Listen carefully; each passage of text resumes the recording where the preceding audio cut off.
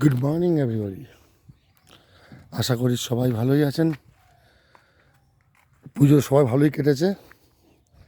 বহুদিন পর পুজো যেহেতু ছিল মাঝখানে, সেরকমভাবে কোনো ভিডিও আপনাদেরকে দিতে পারিনি।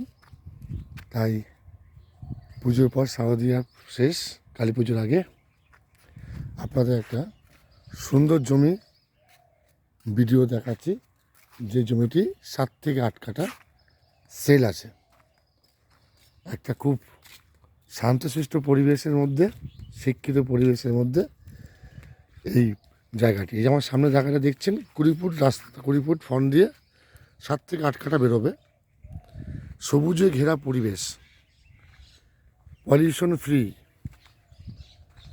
কল্যাণী ব্লকে, শিমুরালী পঞ্চায়েত এবং এমসের পেছনে 1 কিলোমিটারের মধ্যে। নিয়ারেস্ট স্টেশন হচ্ছে মদনপুর, 2.5 কিলোমিটার। পাহাড়টির নাম হচ্ছে বাবুডাঙ্গা। হ্যাঁ, বাবুডাঙ্গা।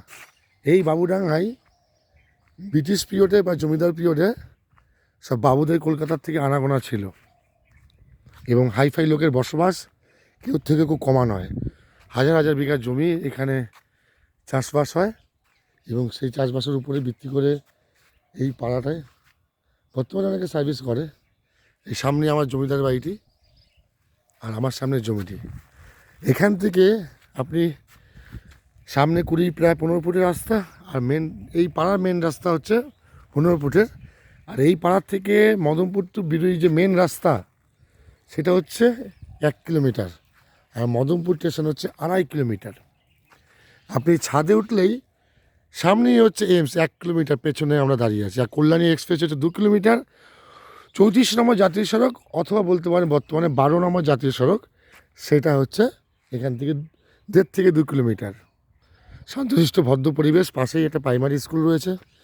আর অ্যাকচুয়ালি এখানে সবাই সব কিছু সামনেই। মোটর সাইকেল নিয়ে গেলে AIIMS, high school, primary school, English medium school, সরকারি বেসরকারি প্রচুর কোম্পানি। যারা একটু শান্তশিষ্ট ভদ্র পরিবেশে, সবুজ ঘেরা পরিবেশে থাকতে চান, তাদের জন্য মদনপুর বাবুডাঙ্গা এই উপযুক্ত জায়গা।